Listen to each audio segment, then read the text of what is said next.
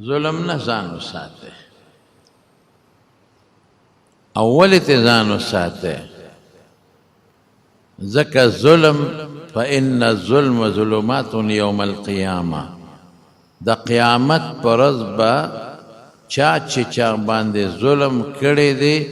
دی به په تیارو کې او په عذابونو کې ډوبي. یو عذاب نه، په ډېرو عذابونو کې به دی ګیرې او دی به ډوبي. ظلم ډېر خطرناک شی دی د الله بندگانو سره، بلکې بندگان سره د الله مخلوق سره ظلم باندې الله خفه کېږي. او ظلم څه ته وایي؟ نو زمونږ د علما د ظلم ډېرې معنی کوي. وضع الشی فی غیر موضعه، چې الله کوم څیز سله درکړی دی او هغې کې استعمال نه کې، دې ته ظلم وایي. الله تعالی اختیار درکړی دی، د اختیار به ته په هغه ځای کې استعمالی چې خدای کوم ځای درته ښولی، او د دا بې ځایه استعمال کې. بې ځایه دا چې ښځه وهي ټکې کنځل وته کې، بې ځایه دا چې یو غلام رهي وهي ټکې کنځل وته کې. غصه تعالی خدای درکړې ده، خو په ښه ځای کې استعمال کا. که څوک په تا راغی، ستا په بیبي راغی، ستا په مال راغی، غصه وکړه. او بې ځایه ته ګاونډي ته غصه کې، کمزوري ته غصه کې، بې ځایه استعمال. التجاوز عن الحد، د حد نه تجاوز کول، او د خلقو قبض حقوق الله و حقوق العباد، د خدای او د بنده حقونه را جوختول ځان ته، دا ټول په ظلم کې داخل. او بیا چې په چا دې ظلم وکړه او د ده د زړه نه کم آه ووته، نو رسول الله صلی الله علیه وسلم فرمایي چې دا د خدای دربار ته ډېر زر رسیږي. اتق دعوة المظلوم. حضرت معاذ رضی الله عنه یې لېږلی د زکات دپاره چې ته د خلکو نه زکات راغونډ کا، ورته وایي ګورې اتق دعوة المظلوم، په چا ظلم ونه کړې، ابره ته خیرې کوي، د هغه د خیرو نه ځان وساته. فإنه لیس بینها و بین الله حجاب، دا خیره خدای ته زر رسیږي، د خدای او د دې خیرې په منځ کې پرده نشته. ظلم ډېر خطرناک شی دی. ظالم له خدای په دنیا کې هم سزا ورکوي او په آخرت کې. حضرت بلال رضی الله عنه باندې به یو سړي ظلم کو په مکه شریفه کې، چې هغه ته امیه وایي، امیه ابن خلف. او تاسو ته پته وه چې څونه ظلمونه یې پې کول. په مکه کې به یې راوست، په ګرمو شګو به یې سملاو، په سینه به یې وله ګرمې تیږې ایښودی، ماشومان به یې ورپسې کړل، په دې مکې په دې کوڅو کې ځغلوی او په چوکو یې وهی، او چې زخمی به شو هغه زخمونه باندې به یې وله شګې دوړولې. او د مکې ډېر ګرم نور دی او کاڼي ډېر ګرم دي، په هغه ګرم نور به یې په شګو سمله او په سینه به یې وله کاڼي اچول. څه چل کړی و بلال؟ دته یې کنځل کړي و؟ نه. د حق یې والي و؟ نه. د خدمت یې نه کو، ښې وله کو. صرف هغه وی چې زه مسلمان یم، زه یو خدای منم او حضور پاک د خدای مقدس پیغمبر او بنده منم، دا یې وینا وه. نو څه چلو شو؟ د هغه خپل دین دی، د هغه خپل اسلام او ایمان دی. نو ظالمانو ولې ظلم کوئ؟ ډېر زیات پرې وه. خدای پاک هغه بلال د هغه د پنجې نه آزاد کړه، لیکن هغې امیه له خدای څومره لویه سزا ورکړه. الله ورته انتظار وکړه 3-4 کاله، 15 کاله ورته خدای وکتل. ان الله لیملی الی الظالم، حضور پاک فرمائی وی ظالم له خدای مهلت ورکوي. دی وایي ګنې زه دا څه کوم، په دې ما خدای نه نیسي. دی وایي که زه دا څه کوم نو ما نه خدای تپوس نشي کولی، زما دا کار بد نه دی، ګنې خدای به زه رانیولی وم. او الله مهلت ورکوي، لیملی الی الظالم حتی اذا اخذه، چې کله خدای رونیسي بیا نه پرېږدي. بدر په جنگ کې چې دې کله ته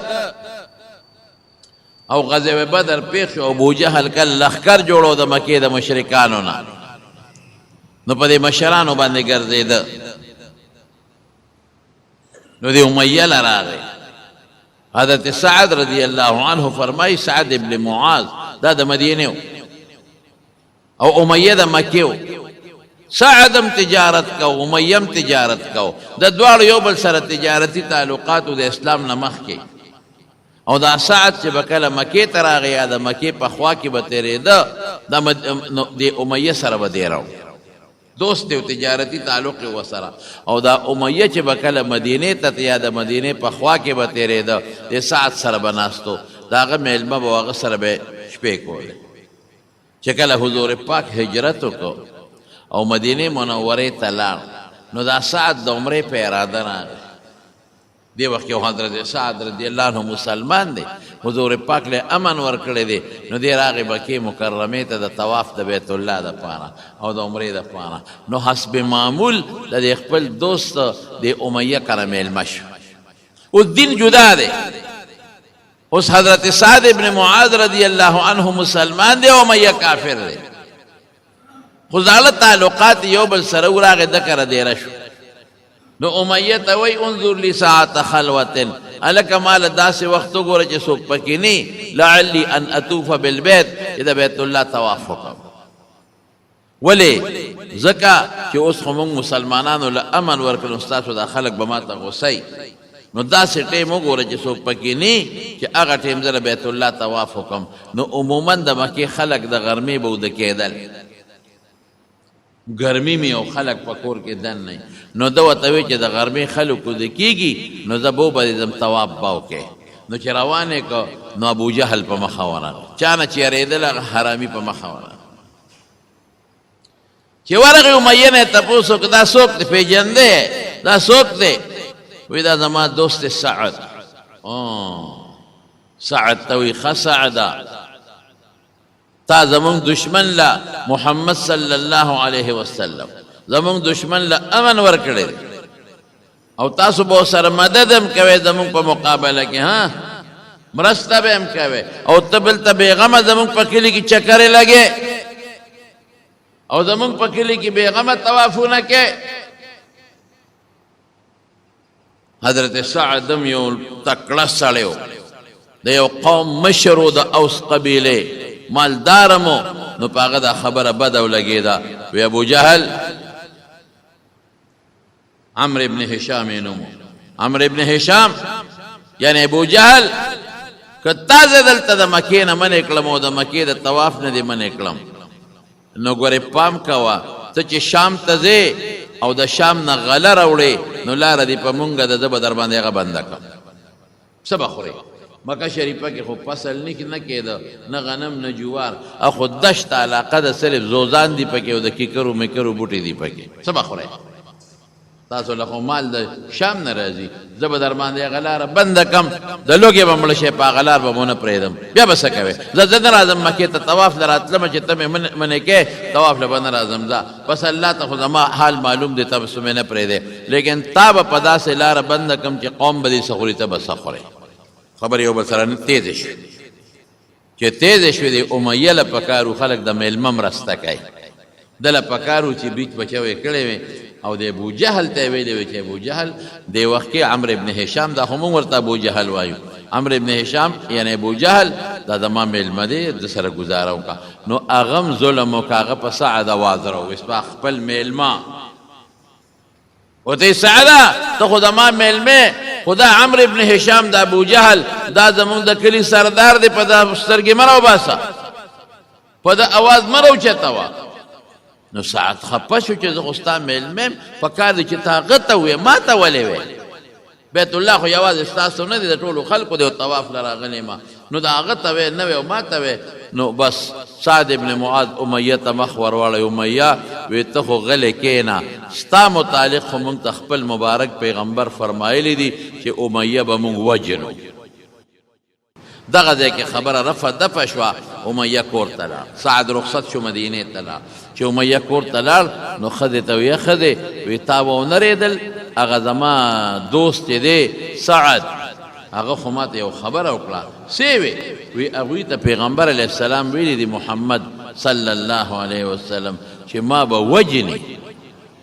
ګور هغې د حضور پاک دونه ورته پته وه چې د هغه د خولې نه خبره ودي نه دروغ نه هغه رښتیا کافران دي دا ورته پته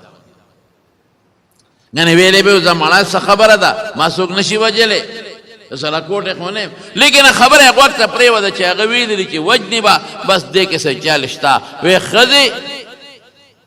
وی ما ته خو هغه داسې وي چې ما مونږ هغې وجنې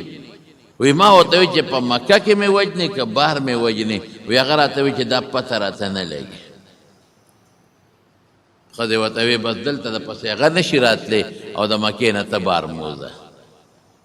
او دم وی لا اخرجو من مکه ته د مکې نه بار نوزم ولې هغه ویلي دي چې مونږ به دې وجنو څه چل پکې شته دې کې د بدر جنګ جوړ شو ابو جهل لګیا دی لښکر جوړی امیه ځان غیب کړ خو ته پته ده چې زما متعلق وی ویلي دي چې ما به وجنې نظم ابو جهل یو مشر راوباسي امیه له راغی امیه ځان تیاروه ټول مشران دي او روان یو مسلمانانو پسې او پرېږدو یې نه ختمو به امیه ورته وی زه خو بیمار یم ته خو پته ده زه خو نشم تی ناجوړ یم ځان په ځای به بل څوک ولېږم نوکران به ولېږم غلامان به ولېږم او زه ناجوړ یم وی نه نه نه نه دا چېرته کېږي ته د قوم مشر یې سردار نو چې ته پاتې کېږي دا نور هم پاتې کېږي وی زه بیمار یم که نه وی کاکاجي که بیمار یې که روغ یې دی به خیر داسې وکړه مونږ سره وځه یو شپه مزل یو ورځ را سره وکړه نو بیا به دله خلک به ستا په وجه د نوره مباسم چې ګوره هغه سپینګري دي تاسو ولې نه دی نو د لارې نه به دلې بیا لار درکړم ته به واپس راځې دا چل یې ورسره هغوی چلي وکړه وی ښه وی او وی ښه داسې کار کومه یو قیمتي او اعلی اوښله چې کور ته لاړ اوښ یې واخېست او سامان یې واخېست ښځه ورته وی سړیا وی ير دي دې ساعت چې تا ته څه ویلي و چې هغوی ته محمد ویلي دي چې دې به مونږ وجلو صلی الله علیه وسلم ښځې وی زم ورسره نه هسې لږ وځم ورسره ما ورسره خبره کړې ده خو اوس که زه نه ځم نور خلک هم نه دي نو چې لږ غوندې وځم نو راځم به دروازه کولاو ساته هر ټیم چې را تختم به ابو جهل خو په الفلام ورامي وکنه هغه ډېر پوره شوی هغه وی چې زه دې ځمه چې ستا پلار دې ما نه پاتې شي نو د الکانو د لسو دولسو پنځو شپږو الکانو یو ډله یې پرې مقرر کړه وی تاسو به د دې باباجي خیال ساتئ د نه ونه تښتي دې به رسو بدل چې سمن دې لاړل یو ځای کې خو په پیاده قافله وه دمه به یې ځای په ځای کولې چې سمن دې لاړل یو ځای کې دمه وکړه خیمې خښې کړې ورځ نیمه به هغه ځای کې دا دوی دمه کېدل چې څاروي هم دمه شي ګیاګانې وخوري په خپل هم دمه شي د څه چل وکړې امیه د ځان سره هغه اوښ نږدې سملاو او مطلب یې دا و چې دا خلک اوده شي زه به اوښ باندې خپه ور واړم او تختم ابو جهل په هلکان مقرر کړي خو چې دې سنګ را پاسېد خلک اودو دې را پاسېد هغه هلکان وله رالل کاکاجي خیر دی اوبه پکار دی او دس ماته لوټه پکار ده بل څه ضرورت دی خدای دا څه په غم واړېد وی زه سرکوزو اوده شه تاسو زه له ما پسې ګرځئ نه مونږ خو ته مشر یې زمونږ باباجي زمونږ کاکاجي ستا خدمت ته ولاړ یو که ستا څه پکاري اډر کوه خیر امیه پوه شو چې دا هلکان خو ویښ دي او دې ځای کې کار نه کېږي زه چې بل ځای دمه کوو هلته نه به راوتښتم چې بل ځای دمه وکړه او خلک وده شو دا نیمه شپه شوه دم ځان د قصده وده کړی او چې خلک بالکل وده شو نو دې غلی غوندې را پاسېد چې په اوښ پاړو موزم هغه هلکان خو ته ابوجهل پېږو را منډه کړې کاکاجي ولې څه دي څه ضرورت یې اوبه دې پکاري بل څه پکاري مونږ ته وایه تاسو بیا ما پسې روخران خطې نه نه ته زمونږ مشر یې که نه مونږ ستا خدمت ته ولاړ یو هلته یې خوند ونه کړ رو په دغه طریقه به درته ورسېد چې به درته ورسېد جنګ شروع شو هغه حضرت بلال چې دې ظالم پې ظلمونه کول هغه حضرت بلال چې د په شګو کې سملاو هغه حضرت بلال چې په زخمونو به ورته شګې اچولې هغه حضرت بلال چې پسینو یې ولا ګرمې تیږې خاودې هغه صحیح کو او چغه کړه لا نجوت ان نجا امیہ ای خلقا هغه د امیہ د ګوره کدی د نه بچ شو زمرم فغرل اخبخ فزمړې ما کدا د نه بچ خلکو وې کم دی هغه په اوخ باندې سور دی نو د امیہ سره زویمو او سیبه چې څنګه د صحابه اولید نو صحابه ورپسې شو چې ورپسې شو نو د عبدالرحمن ابن عوف سره د تعلق رضی الله عنه وی عبدالرحمن ما پیغمبر علیه السلام لبوزا وی راځه راپس ما پسې راځه خو صحابه خو ورپسې هغه پښتانه وایي چې د سړي په سر راشي کنه ابوډای به وی خپل زوی ته ابوډای به زوی ته وی بچې زما دا ژوند خدای تعالی درکې او تا دې خدای جوړ کړي ما دې خدای مړه کړي او تا دې خدای جوړ کړي زوی نه جوړو دې کې ملک الموت راغی ملک الموت راغی چې راغی بوډۍ ته وی سپین غاړه ټیم دې پوره دی بوډۍ ورته وی روغ او رنځور پېژنې او که نه ناجوړه مې زوی دی او ته رالې ما پسې روغ او رنځور پېژنې نو دا اسې یو خلک یو بل ته وایي زما ژوند دی خدای تعالی ده بچې تا دې خدای جوړ کړي ما دې مړه کړي خو ته دې مرګ نه دی لیدې بوډۍ چې مرګ پې راشي که نه نو بیا پکې دا قصه پیسه نشته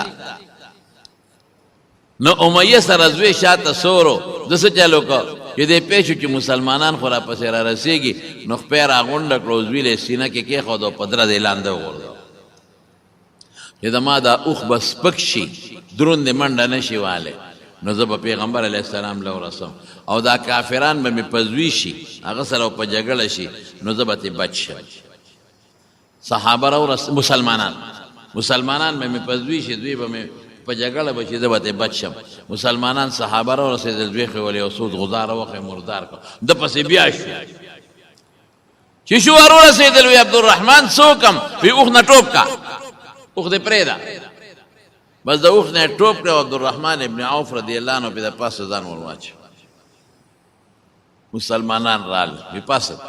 وی نه دله زه امن ورکوم او دې د حضور پاک له بوزم وی پاسېږه ته د سپېره هغه ظلم موږ نه دی لیدلی د په بلال لږ ظلمونه کړي دي پاسېږه خیر هغه ته نه پاسېده او دې ډېر غټ و د وجود نه بس صحابو توره راواغېسته او د لاندې نه یې وله په دا خېټه کې داسې وواله داسې یې وله وګرځول او مردار شو خدای مردار او څه سزا خدای ورکړه چې کله کافران او یا مردار شو نو سی په هغه شال کوی کې واچول یو شال کوی په هغې کې وغورځول او د ده دې په میدان پروتو نور ګرم و وجود یې پړسېدلی و نو چې دی راښکل لاس خپې به ترې وتل نو حضور پاک صحابو ته فرمایل وی چې دا کم ځای پروت دی شګې پې د پاسه ور واچوي همدغسې دا خدای والی پرېږدي ظلم یې نصیب شو نه دنیا کې هم خدای رسوا کړ نه هغه خاني په کار شوه نه نوابي په کار شوه نه نوکران په کار شو نه ځمکه او جایداد په کار شو هغه د حضرت بلال مظلوم بدل ته خدای په دنیا کې واخیست وأتعب أصحاب القليب لعنة إلى يوم القيامة او رسول الله صلی الله علیه وسلم فرمائی اتعب لعنة دی پس تر قیامت پورې د خدای غضب او د خدای قهر ورپسې شو تر قیامت ابو جهل څه شو څومره ظلمونه د حضور پاک سره کړی دی دومره ظلم چې د هغې اندازه نشته حضور پاک د بیت الله په خوا کې منځ کوي منځ او دا ابو جهل وایي وی څوک به قصاب خانې ته لاړ شي چې د هغه ځای نه څخه ګندګي راوړي په دې شی وله ورغورځوي عقبه ابن ابي معیط پاسېد او د اوښې هغه پیروان د وینو ډک سلاوت او یربی کې هغه یې راوړو د حضور پاک په ملا د پاسه یې ور واچو او نبي علیه السلام لګیا د خپل منځ کوي او دوی څونه ظلم وکړو په یو بل ور پرېوتل او خندل به په یو بل دامره یو خندل قهقهې یو والې په قلس قلس په خندا د حضور پاک پورې خندل چې دا د په شام وله ګندګي ور واچوله نبی علیه السلام مبارک چې کله پاسېده نو بیت الله ته مخ کړې ګوره د مظلوم دی که نه ظلم دی که بیت الله ته مخ کړې او خدای پاک د څه وایي اللهم علیک بقریش خدای دا راونیسي اللهم علیک بابي جهل وعتبة وشیبة خدای دا فلان کې فلان کې عقبه ابن ابي معيط دا الله راونیسي خدای خیر یې وکړه دغه ټول خدای په بدر کې راونیول او مردار یې کړل او داسې ذلیله کړل داسې ذلیله چې په بیا د قبر ځای نو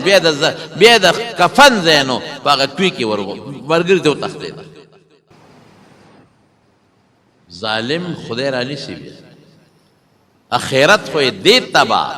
قبر خو یې دې تبا خو په دنیا کې هم خدای رانیسي نشان عبرت ته جوړوي نشان عبرت او زما وروڼو موږ څومره ظلم کوو خفه کېږئ مه مونږ ګاونډي په ګاونډي ظلم د ځمکې ګاونډي په بل ځمکې ګاونډي ظلم پوله ولوي دا ظلم نه دی د اوبخور اوبه نیسي دا ظلم نه دی بوساړه تغلا کوي شوتل تغلا کوي دا ظلم نه دی د وږو پټل ورشي د ګیا په بانه وږي ماتوي او ګیا کې منډي ظلم نه دی قصاب نه چې غوښه اخلي خم پکې شته لیکن هغه د اډو کامل چې در په غاړه کې دا ظلم نه دی دا سودا چې در باندې ټماټر خرڅی او دا ګنده او دا ټول پکې ورواچي او ته مال خرا کوي خدر کوم او ټول داغي پکې گیر کې ظلم نه دی دا زیاتې نه دی دا مساله کې چې دا ګندګي ری ورچي او پته په پیسو خرڅی دا ظلم نه دی دا چې ته سوچا اخلي او د چلکی رنگ کوي او پکې ګړی ظلم نه دی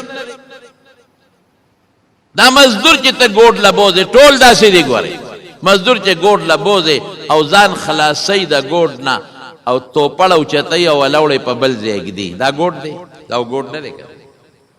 غیا د یو ځای نه توپړ او چتای نو په بل ځای لوړې کېږي دا ګوډ نشو کړ دا ظلم نه دا زیاتې نه او دا ته چې د مزدور پیسې نیسې دا ظلم نه رسول الله مبارک فرمایي مزدور چې مزدوري وکړه چې خوله او چچوي نه مخکې ولا پیسې ورکا او ته دې پیسې نیسې دام ظلم الته مزدور هم ظلم کوي ته مور سره ظلم کوي دا سارو سره موږ ظلم نه کوو قسم دې سارو سره څونه ظلم کوي هغه غریب دتلو نه غوي او تا په څونه بار دغه کړي سنډا او دا ساروي کې دا پیوي پکوي تاسو ا د ګرځېدو نه دون ستړي وي زه درېړو نه خو خدای سنډاګان خلاص کړ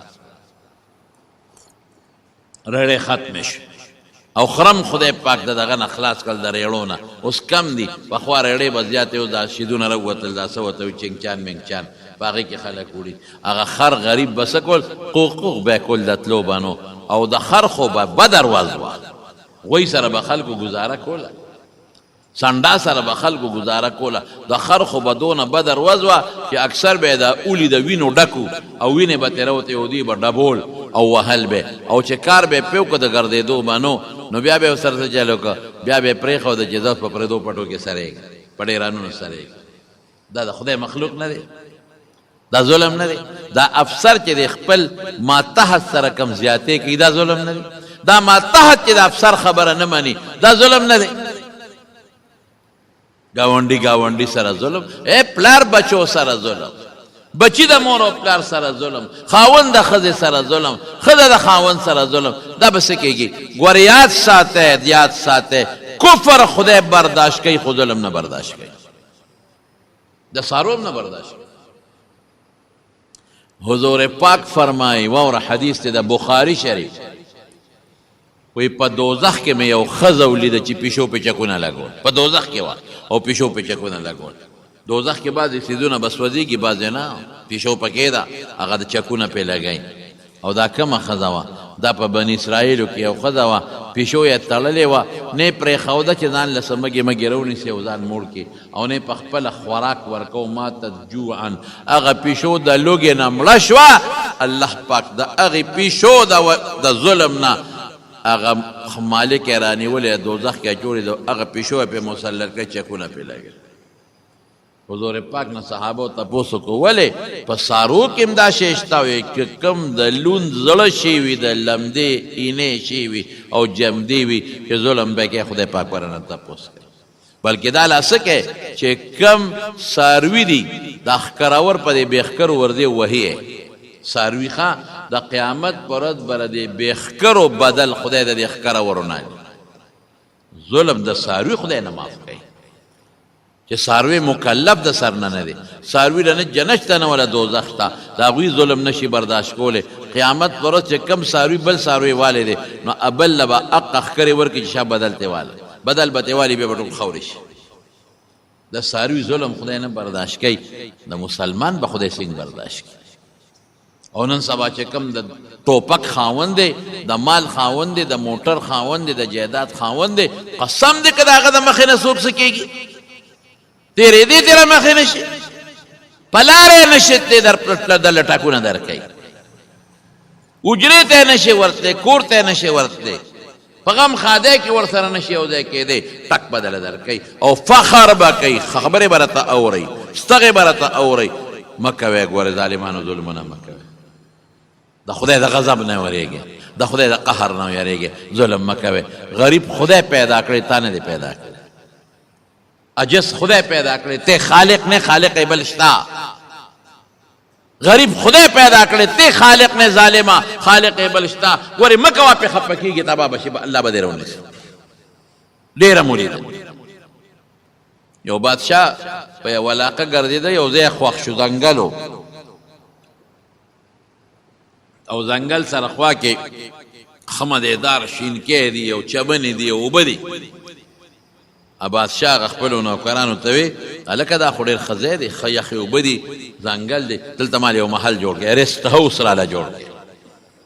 اوړي کې به راځم او دې کې به دیره کېږم او ښکار به کوم دا خو ډېر مزېدار یخ ځای دی شه به دونه موده کې ماله ښه قیمتي محل جوړ کړی نوکران لګیا شو او د بادشاه دپاره قیمتي اعلی محل جوړ کړو بادشاه څه وی وی دې ځای کې جوړ کړو چې کوم دا کورونه دي دا خلک د کورونو نه لر کې ماله محل جوړ کړي ډېره ښه بادشاه به تپوس کوو محل څنګه دی جي کار شروع دی په نقشه کار شروع دی بادشاه ته نوکران وی صاحب محل تیار شو ښه لا ښکلی محل هم درته جوړ کړو اوس افتتاح کوي بادشاه وزیران ورسره دي مشیران ورسره دي دنیا خلق دي چې نن د بادشاه محل جوړ شو او افتتاح به کوي چې بادشاه څنګه راغی محل ته وکتل د محل د دیوال خوا کې یو کچه کور وی داسې دي وی دا یو بوډی دی او د هغې کور دی وی دا هم نه دي روان کړی دا خو زما په محل یو داغ دی دې سره خو زما محل بدرنګ ښکاري ای بادشاه سلامت دا یو بوډی ښځه هېڅوک یې نشته ډېر عاجزه ده نو مونږ خو نور کورونه د خلکو روان کړل محل هم درته جوړ کړو خو دا هم چې روانه و دې ډېر زیات وجړل وی بس ما پکې ښه کې خو دا کور نه پرېږده مونږ وی د یو پوټی نه کور دی په دې څه غریبه ښځه ده دا د بادشاه د محل خوا کې وی بادشاه سلامت غریبه وه نو مونږ پرېښود وی نه منم زه به اله دې محل ته دننه کېږم چې تر څو مو دا کور نیروان دا خو زما په محل یو داغ دی بس نوکشه به فورا روان کې بس اسې ودره وسونه وخان ودرېدل بادشاه غونډه قافله ودرېده وی نظم چې تر څو دا کور نه روان کړی بس هغوی زر زر لګیا شو غریبې ته وی وځه کونډې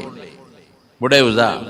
وی نه وځم وی ته څنګه نه وځې بادشاه هغه د پنور ولاړ دی او محل ته داخلېږي نه چې تر څو دا کور نه روان شوی بوډۍ څه وایي د دعا چل زده کې بوډۍ څه وایي بوډۍ وایي یا الله زه خو کمزور یم زما کور دا ظالم رانی دا خو زما د خاون کور دی دا خو زما د مهر کور دی دا خو زما د غریبۍ کور دی زه به الله کم خواځم ښځه خو جومات ته هم نشي تلی کړی چې د جومات کې به دې راشي زه به کم خواځم یا الله زه خو کمزور یم خو ستا زور څه شو یا الله زه خو بې کسه بې څوک یم خو ستا طاقت څه شو زه خو الله عاجز یم نو ستا هغه طاقت خدای څه شو ته خو طاقتمن یې ته خو زورور یې ستا خو څوک مقابله نشي کولی تا ته خو څوک سر پورته نشي کتی خدای زور دې څه شو خدای طاقت دې څه شو خدای ستا بادشاهي څه شوه اوس دې ته دعا وایي ښځې لا لاس نو پورته کړی چې د بادشاه نه سا د اس د پاسه ووته او مردار شو. محل پاتې هر څه پاتې هلته هارټ اټیک راغی او مردار شو. د ښځې پولیس والا ورته بس بس به یې نورې خیرې ونه کړې بس بس بس بس بس سړی دې ځای ته ورسو لړ ختم. ظلم به نه کوي. رسول الله صلی الله علیه وسلم یو حدیث دی اوره وی چې چا باندې څوک ظلم وکړي که نه او دس بدل واغېسته چا وله سپېړه ورکړه دم سپېړه ورکړه بس د انتقام واغېسته او چې دله چا سپېړه ورکړه او ده ورنه کړه آهې وکړه الله ویوسې ما ته پرېږده د ده نه به زه سپېړه وباسم. نو ستا به څه سپېړئ ته خدای ته پرېږده چې خدای ته سپېړه وباسي چې پته ورته ولګي. یو طالب په لاره باندې روان دی طالب بو سره دی طالبان خو نه پروا جنت او نه پروا دوزخ بیغمه خلق دی. یو جنټلمینو هغه واده له روانو ښځه ورسره وه ښځې برقا چولې ده او سینډل منډل یې چولې دی او ځان یې برش کړی پالش کړی دی او لپسټک یې مفسټک یې مږلې دی او جنټلمین هم بوټان موټان چولې دی او چشمې مشمې چولې دی او کوټ پتلون یې چولې دی او ښځې سره روان دی. په لاره ځي دا طالب خیال نو چې ته په ډنډ کې خپه کېښوده چې چړق شوې هغه اوبه د هغه جنټلمین په هغه محترم ور پرېوتې د هغې کېړی جرابې جامې څښاش. جنټلمین ویی د خدای دې بې خوباسه زما ښځه دې ولړله مونږ واده له روان جامې دې وله ولړلې پیزار دې وله ولړو خو چې شړق شو هغه طالب یې په دا مخ یو مضبوط غزار و خوار شي ګډېږي په لاره نظر دې نه لګي هغې سره یې څه چلو. زمونږ دا سړي هم ګورې د ښځې مخ کې چي که نه ډېر بهادر یي که نه دا برېت یې داسې جغی جغا د برېت یې داسې نیغ نیولي خو چې ښځه ورته داسې وګوري وی ها نو برېت بیا لاندې شي برېت بیا نوم ته ورسي نوم ته هر څه چې دي خو ښځو ته ټینګې نه دي بیا امین نه تپوس وکړې که نه دی ورتاله وی په مونږ دلته بهادر یې امینه داسې او داسې او داسې او کور کې الما لیدلې دلته کې داسې سر یې ښکته کړي او داسې دوک ولاړ بشیر جانه تا له دال کور نه دی لیدلی ما لیدلی دی ښه او دې دوک ولاړې دوک بیا ښه سړی وي ښځه مو خاوند دې څنګه دی یاره ډېر ښه سړی دی ډېر ښه سړی دی چې زه ورته څه وایم هغه کوي غوږونه پې نیسم غوږونه جنټلمین خو ښځې ته ځان ښه چې شلق شو په دا مخ یې و او ما څه غلطي کړې ده ما ته څه پته وه خو په لار ونې برابروم ښځې ته وایي زه چې ځو دا جامې به بدلې کړو د دې سپېره د لاسه جامې څخه شو او پیزار به بدل کړو بیا به راوځو ښځه کور ته مو ښځه لګیا شو جامې بدلئ او دا سړی کوټې ته څه کار له وخته خو چې څنګ بره وخته خپې وښوېده دا پوړی باندې په غرض لاندې راغې دا سټ یې ولګېد او مردار شو مړ شو ښځه خو پوه شوه چې ده خو هغه غریب والی دی په مخ د هغه څه غلطي وه په غلطۍ کې د یو سړي خپه په خټو کې لاړه او د بل جامې خیره نه شو صبر وکړه که صابرینو له خدای جنت ورکوي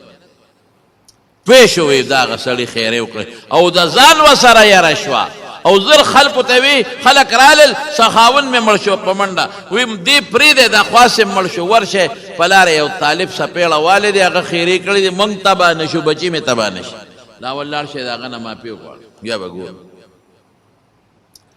طالب مخکې روانو بارانو په لاره ځي هلته یو الوی دوکان کولو کړی د الوی به دا قانون چې سار وختي به یې دوکان کولو که څوک غریب به پرې راغی یو پلیټ الوا به خیراتي ورکول او یو جام پی به یې ورکول چې طالب پې ورغی دی غریب خو مخ مږي مخ یې سور دی په سپېړه نو الوی ته طالب جانه دلته راشه کښېنه یو پلیټ یې د الوا ورکړ دا خوره او یو جام پی ورکړ دا بچی چې د دوکان کولو کوم دا ورکوم دا خوره اوس هغه لګیا دی الوا نه نوړی اوچتوي او د پیو نه ګوټ کوي او خاندي د دې الوی ورته خیال شو هلکه دا خاندې ولې ما حلوا درکړو پیته ما پورې خاندې وی نه تا پورې نه خاندمه وی ولې خاندې وی چې د خدای د خدایه ته خاندم وی د خدای خدایه کې څه دي نو یو خوا سپېړې راکوي او بل خوا الواګانې راکوي هلته سړي پړه کې ور واچوله نو خو مضبوطه سپېړه یې راکړه او دلته ښه مدیدار پی دي او ګوټ ته کومه ګرم او ګرمه حلوا ده دې کې هغه دا سړي هغه نوکران راتلل هغه کور والا دی ولیدې لکه طالبیانه هغه سړي ته ووالې په سپېړه وی خو دې مړ که که ما کوم ځای وجلې دا پکې بله 300 دو ویم والم زو ما مړ که وی نه خیره دې ورته وکړه اخو چې بره په پوړو ختېده لاندې را پرېوته او مړ شو وی ما خو خیره نه ده کړې وی مهرباني وکړه بد دوا ورته وکړه خیره دې ورته وکړه نور بچي غرق نه شي ښځه غرق نه شي خو مړ شو او ورته څه وی طالب جان وی ما ورته خیره نه ده کړې خو هغه ماله سپېړه راکړه الله په ما خفه شو هغه له سپېړه ورکړه هغه ماله سپېړه راکړه الله په ما خفه شو هغه له سپېړه ورکړه الله داسې سپېړه ورکړه چې مرګ ته مو رسوله پته نه لګي چې نور به ورسره څه کوي او هغه ماله سپېړه راکړه نو زه یې لواله راورسوله موپایو له یې راورسوله حضرت امام ابو حنیفه رحمت الله علیه ډېر صابر انسان امام ابو حنیفه یو سړی وله راغی وی مور دې کونډه ده وی یو ګستاخ نن سبا هم ډېر خلک دي مولیانو سره ګستاخی کوي ته به ګورې دا مولیان د دې خلکو په دې کوټو کې اوسېږي بعضې به جومات ته راشي په ملا به سترګې راوباسي استاد جي دا پوړ بار پروت دی ولې دا استاد جي ستا نوکر دی د خدای ظالمه ته خو ورپسې مونځ کې د خدای ظالمه دوه ټوټې کې درته ښایي نو ته په هغه حکمونه کې پوړ به ته را درنه کې استاد جي به نه را درنه استاد جي څه ټیم دی او دا کور به ښځې سره جنګ کړي هغې غریبې ته غږ نه شي کولی نو راشي زور به د استاد جي نه وباسي استاد جي مونځ خورې نن ډېر اوږد کوې مونږ خو دې پکې قتل کړو دا اوس څه خبره ده چې مونځ اوږد شي شکر وباسه چې داسې استاد دله خدای درکړی دا ګورې هر سړی نه بعضې بدبخته راځي نو په استاد جي په غریبانانو سترګې راوباسي او ځان ښیي چې ګنې زه یو شی مه کوئ ګورې په طالب مولا الله خفه کېږي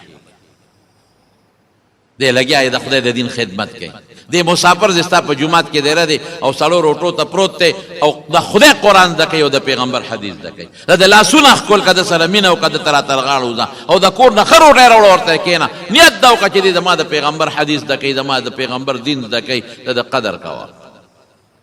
تا د چې په مصلی د پیغمبر ولاړ دی نو تا کې دا سوچ نشته چې د دې مصلی قدر هم پکار دی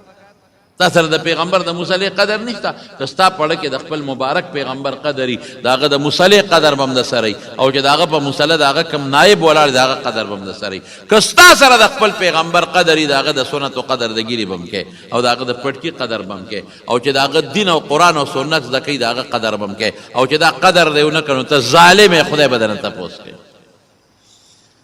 چا چې د ګیرې بې قدري کړې ده او چا چې د پټکي بې قدري کړې ده او چا چې د ملا بې قدري کړې ده او د دین بې قدري کړې نو خدای وله څه موده ورکړي مهلت وله ورکړي پرېږده چې دی ښه ګرم شي پرېږده چې دا ګناه ښه ډېره وکړي ناګنې راونیسي چې بیا یې راونیسي بعضې به وایي نو زه به حق نه وایم نو حق ته ملا ته وایې حق څه ته وایي د چاړه خفه کول دا حق دی د چا عیبونه راوښکل دا حق دی یو سړي کې عیب دی نو که تا کې ایماني هغه له لاړ شه او ورسره کښېنه یو پرچه ولیکه ورته وایې مولوي صاحب تا کې مې دا غلطۍ لیدلې دي پټ خلکو ته یې مه شرموه دا رضان نه وباسه بس خبره خلاصه شو یا به د هغه پېږي یا به یې ته پېکې نو ته په سوشل میډیا خېږې ته لوډ سپیکر ته خېږې او سړی شرمې زه وی حق ویمه دا حق وایه که نه چې د ما پلار د ما مور سره میلو شوی او زه یې راوړی دا خو هم حق ده دا مه وایه که دا ووایه که نه چې د ما خور سره د ما اوښې میلو شوی دی د واده په شپه د شپه کوټه کې دا چلو بچي راوړلی دي دا هم حق دی دا ووایه که هر حق به نه وی چې کوم حق د چا بېعزتي هغه حق به نه وی چې کوم حق یو انسان ته تکلیف رسېږي هغه به نه وی چې کوم حق د انسان باندې ظلم وي دا به نه وی راشه مخامخ کښېنه ورسره ته حق وایه دا حق مو وایه که نه چې په غسلخانه کې بلنبل اندامونه مې داسې داسې وو دا مو وایه که دا هم حق دی که نه چې دا د ښځې کم اندامونه دي او تا لیدلي دا هم خلکو ته ووایه که نه ولې حق خبره ده دا څه خبره ده د حق وایم ته چې حق وایې ته د پلار حق دی ووایې د مور دی ووایې د رور دی ووایې د تربور دی ووایې د ګاونډي دی ووایې ملا کې حق را ګوتې راوباسې ظلم کې ظالمه ملا درته بېوسه ښکاري ملا راته بېڅوکه ښکاري ملا له 2000 روپۍ د تنخوا ورکوې د جومات ملا له ډوډۍ ورکوې های های های د خدای نه یېرېږې ته خدای نه منې ته دا سوچ نه کوې چې الله شته او زما نه به الله تپوس کوي او مزدور سره ظلم ولې کوې او همسایه سره ولې ظلم کوې همسایه دې په کور کې ډېره دی او ولې ورسره ظلم او زیاتې کوې ټوله شپه ورځې په ښځه خدمت کې او ټوله ورځ په ده خدمت کې سړی ډوډۍ مولا نه ورکوې ولې ظلم کوې ولې زیاتې کوې دا زیاتې نه دی دا ظلم نه دی او ته تا واده وکړه او ته ترې لاړې سعودي ته ډیوټۍ له او 15 کاله ته ته بار یې 10 کاله داسې خلک دي چې ښځه یې دلته ده او 10 کاله د کور نه بار دی دا ظلم نه دی ښځه ورته مینتونه کوي چې زه چا ته کېنولېمه یا ښځې بس درځمه یا ښځې بس درځمه قسم په خدای دې مخکې ورځو کې راته ټېلیفون وکړی او پلار او جړلې وایي زوی مې بار دی او ما له ته نه راځي 10-12 کاله وشو چې بار دی په ټېلیفون را سره خبرې نه کوي مولوي صاحب ړمې ورپسې چوي دي زوی پسې څه وکړمه دې بوډا چې ته ماشوم لوی کړه په غېږ یې وګرځولې غول دې پې وکړل متیا دې پې وکړې دې لپاره چې ته به ځې دوبۍ ته او ته به سعودي ته ځې هلته پیسې ګټې او خپله ښځه به خوشحاله مور او پلار تباه دا ټول قسم په خدای ظلمونه دي دا زیاتی دي دلته ولا ښځه وکړي هلته په موبایل ول طلاق ورکړي ښځې له د طلاق څومره رواج دی طلاق ولا ورکړي ما طلاق کړې ها ته خو به بله مو کې خو په کومه ښځه چې طلاق نوم ورپورې شوه بیا په معاشره کې څوک کوي دا ظلم نه دی دا زیاتې نه دی دا ستا مور چې په پردو کوڅو کې لګیا ده او په پردو کوڅو کې ځای نه جارو کوي او خدمت کوي او ته غټ سانډا ګټې او په ښځې خورې دا ظلم نه دی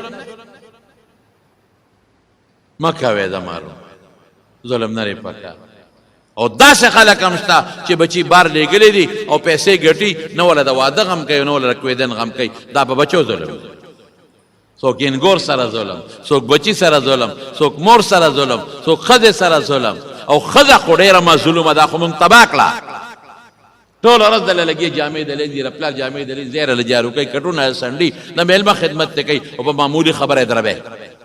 او پلار کرے نه پرېږدي او چې لږه خبرې ما طلاق کړې ما طلاق کړې ما طلاق کړې دا طلاقیان به ډېر بدي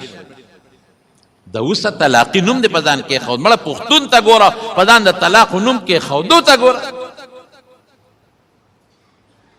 مه کوئ ظلمونه الله به درنه تپوس کوي نو امام ابو حنیفه رحمت الله علیه هغه سړی راغی ورته مور دې کونډه ده وی را په نکاح به نه کړي سترګې نه شرمېدې سترګې واضح وې څوک به چاته وایي چې ستا مور کونډه ده ما ته بیا را په نکاح نه کړي او به وایي چې دا خښته اوچته کړو چې دا مازدیګر والا ووه دا زما د مور سره څه دي لیکن امام صاحب صابر ورته څه وایي وایي بچې تپوس به ته وکړم نو دا خو زما اختیار نه دی که د مور مې نکاح تړی کېږي او تا سره واده کې ډېره ښه تپوس به تې وکړو هغه ګستاخ ورته وایي ورشه که نظر تې تپوس وکړه خو چې امام ابو حنیفه په درشل باندې خپه ور اوچته کړه ور دننه شو هغه سړی په ځمکه را پرېوته او ساتې ورته مړ شو امام صاحب رحمت الله علیه ته چا وی سړی دې مړ کړه ما نه دی وجه وی هغه زما اړو دړ دا و ما له سپېړه راکړه الله په ما خفه شو هغه له سپېړه ورکړه او مردار یې کړه د دمارونو بنیاد دا دی چې ظلم ښه شی نه دی زیاتې ښه شی نه دی او د زیاتی بدل الله پاک په دنیا کې او په آخرت په دواړو کې اخلي که چا د مال ظلم وکړه د مال هم به یې دنه خدای په دنیا کې بدللی رسول الله صلی الله علیه وسلم یو ځل وفرمایل وی مفلس پیژنې غریب او فقیر ویا وی څه ته وایي وایي چې پیسې ورسره ني وایي نه مړه دا خو مفلس نه دی دا مسکین نه دی دا فقیر نه دی فقیر او مفلس هغې ته وایي چې د ده سره د قیامت پر ډېرې زیاتې نیکۍ دي په دنیا کې ډېر زیات روجې او منځونه او نیکۍ کړي دي خو د خلکو حقونه پې پورې دي ظلمونه په دنیا کې کړي دي نو د قیامت پر ورځ به خلک نیکۍ وړي په خپل خپل حق کې نو دی به تشه توقه پاتې شي ایس په مو سره دا په چا دې ظلم کړی د دې بدل به خدای په قیامت کې دی کنه ستا نیکۍ به هغوی له خدای ورکوي او که ستا نیکۍ خلاصه شوې د هغه ګناه به خدای رالیو په تا به یې بار کوي تا د مرګ مری راوړی دي ته قبر نه پیژنې ته آخرت نه پیژنې ته خدای نه پیژنې ته د خدای رسول نه پیژنې د خدای د رسول احکامات نه پیژنې فارشي کې ظلم پې خرڅې د پایو والا دغه ظلم دی چې پکې اوبه ور واچي دغه ظلم سوچه پې کم دی ما د یو سړي خبره کولې په پلان کوچ کې 2 کسه ناست یو وایي یو بل ته وایي چې یاره زه خو پکې دا پیپ ما خو ډېر زبردسته طریقه لاندې کړې ده وایي څنګه وایي په پېښور کې پلان کې دوکاندار دی او هغه نه پوډر راوړم او بس په اوبو کې ښه مزېدار حل کړم او چڼې کړم په پپیو کې سم ټینګ پی دی دا حل دی پوډر رالی پپیو کې اچې د ظلم نه دی د زیاتې نه رونو ظلم به نه کړ بس په خپل حق صبر وکړې د بل حق ته بړې مه وهې او که څوک د سره زیاتې وکړي الله ته سپاره دا خو مسلمان دی بخا او که نه بخې بس خدای ته سپاره ستا به څه سپېړي الله پېښه او سپېړی پېښه او چې کم د چا حق دی هغې کې زیاتې مه کوه مه کوه زیاتې زمیندار د نیک دپاره ظلم کوي ځمکه نیک له زیاتئ په یوې باندې پردی پولوي او پسه سکوروئ د ده پټې نرې پردی دی دا پمپ والا څه دي دا پمپونو کې چې تیل اچوي او ګیسونه میسونه اچوي دا ظالمان د نیکانو دپاره ظلم کوي او کم شی ورکوي ځان لم نه که نه بل له ظلم کوي او زیاتې کوي ولې دا څه کوئ د خدای نه خلاصولی شي د قیامت پر ورځ د خدای د عذاب نه دې خلاصولی شي نه نو نبی کریم صلی الله علیه وسلم فرمایي حضرت ابو هریره په مخ کې صحابو ته اتقوا الظلم ظلم نه ځان وساتئ فإن الظلم ظلمات ظلم چې دی دا هلاکتونه دي تبایانې دي او تیارې دي د قیامت پر ورځ باندې او د مظلوم خدای ته ډېر زر رسیږي دومره بل څیز نه رسیږي څومره چې د مظلوم رسیږي لیس للظالمین من نصیر الله وی د ظالم په دنیا کې مو په آخرت کې اس قسمه مددگار بني الله دې موږ د ظلم نه وساتي که زموږ نه شوي په ژبه یا په لاس یا په مالیاتو کې هم چا سره ظلم زیاتې کړي خدای موږ ته معاف کړي او غلم خیر او برکت ورکړي خدای موږ ته معاف کړي غلم خیر او برکت ورکړي خدای مو ظالمان کې او مو مظلومان کې او الله د فتنو آفتونو مصیبتونو نه په امن کې استاد دعا کې دا سیلابونه دي ډېر زیات اوس ما واورېدل چې یو غټه ریله ده روانه زموږ په دې علاقو باندې خدای پاک دې مسلمانان دې سیلابونو نه محفوظ خدای دې موږ دا موږ ظلمونه کوو که نه نو خدای دې د خپل قهر او غضب نه په امن او امان کې وساتي او زمونږ د عمرزو کې د شاه فیصل زمونږ منزل راځي مستقل زمونږ د جمعې مقتدي دي مستقل د هغه شاه فیصل والد صاحب وفات شوي دعا ورته وکړئ چې الله یې مغفرت نصیب کړي الله یې د آخرت خوشحالۍ نصیب کړي الله یې وارثانو له صبر ورکړي او د هغې نه مخکې د قاریم د عبدالله صاحب و د عمرزو د هغه مور وفات شوې وه د هغې نه مخکې زمونږ د محمدي ګل حاجي صاحب رندار وفات شوې وه د عمرزو ټولو ته دعاګانې وکړئ چې خدای پاک یې مغفرتونه نصیب کړي او الله یې د آخرت خوشحالۍ نصیب کړي خدای پاک یې وارثانو له صبر وکړي او دا د حسین علي حفیظ صاحب زمونږ د عمرزو د هغه اوښې او د غریب جان مولي صاحب د رضاړو د هغه ترو هغې ته دعا کوي چې الله یې مغفرت نصیب کړي الله یې د آخرت خوشحالۍ نصیب کړي او وارثانو له خدای صبر ورکړي چې څوک بیماران دي خدای روغ صحتونه ورکړي الله قرضداران د قرضونو نه خلاص کړي خدای د بې کسو بې څوکو ته مدد وکړي خدای د بې کسو بې څوکو ته مدد وکړي چې کوم په بار ملکونو کې دي او لګیا دي غریبانان مزدورۍ کوي ته ورته مزدورۍ اسانه کړي ته ورته سفر اسان کړي خدای ته زموږ حفاظت نصیب کړي زموږ د بچو حفاظت نصیب کړي مو ظالمان کې مو مظلومان کې برحمتک یا ارحم